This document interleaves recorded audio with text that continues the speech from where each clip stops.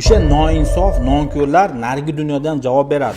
Azizlar, bugungi mavzuimiz ona sutidan chiqarish haqida. Ota-onalar shuni esda tutingki, hech qachon bolani ona sutidan chiqarib bo'lmaydi. Sizlar ishonmanglar, yoqmayapti suti, ichi buzilyapti, sutida infeksiyasi bor degan gap hammasi safsata gap. Shunaqa dedimi u ginekologmi, u pediatrmi, uashmi, darrov boshqa mutaxassisga olib borib ko'rsating. Shunaqa deyapti, nima qilaylik? O'sha noinsof, nonko'rlar narigi dunyodan javob beradi. Bu Xudo bergan ne'mat. O'sha onaning suti o'sha bola uchun yaratilgan o'zi. Qanday yoqmasligi mumkin, qanday infeksiya tushishi mumkin. Shuni esda tutinglar.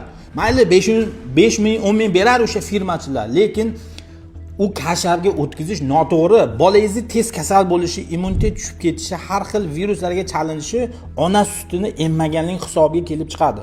Shuni esda tutinglar. Meni oldimga juda ham ko'p chaqaloqlar keladi 1 oylik. Emmaydi, nimaga desam, ginekolog radondan yoqmagan deb kasha yozib bergan deydi. Yoki pediatrim kasha yozib bergan deydi. U bola boshi kasaldan chiqmaydi. Bu ona suti, bu Xudo yaratgan narsa, o'sha bola uchun ishlab chiqarilgan narsa bu. Yo mumkin emas hech qanaqasiga. Hech qachon emizmaslik mumkin emas. Doim emizish kerak. Men nechta 3 oylik, 4 oylik bolalarni sutdan chiqargani qaytarib emizishga berganman, emib ketyapti hammasi.